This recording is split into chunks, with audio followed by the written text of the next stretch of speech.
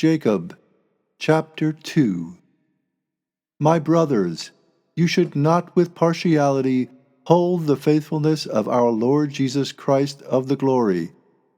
For if a man goes into your synagogue with gold rings on his fingers, in splendid clothing, and a poor man in shabby clothing also goes in, and you have shown special attention to him who wears splendid clothing, and you say to him, "You sit here comfortably," and you say to the poor man, "You stand there, or sit here, beneath my footstool," were you not also biased among yourselves, and having become judges of evil reasonings?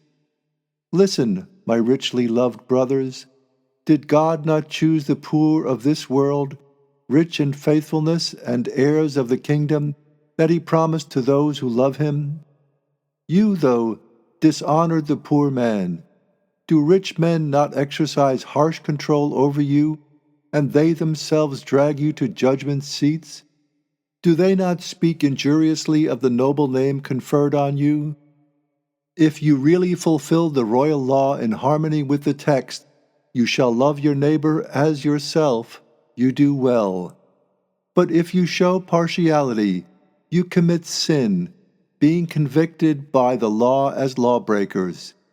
For whoever keeps the whole law, yet stumbles in one, has become guilty of all.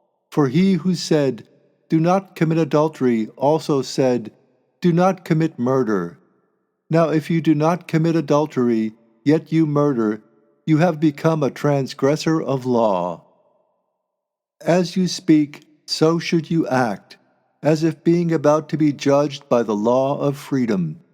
For judgment will be without mercy to him who has not exercised mercy. Mercy triumphs over judgment. What is the profit, my brothers, if anybody should claim to have faithfulness, yet he does not have works? Is faithfulness able to save him?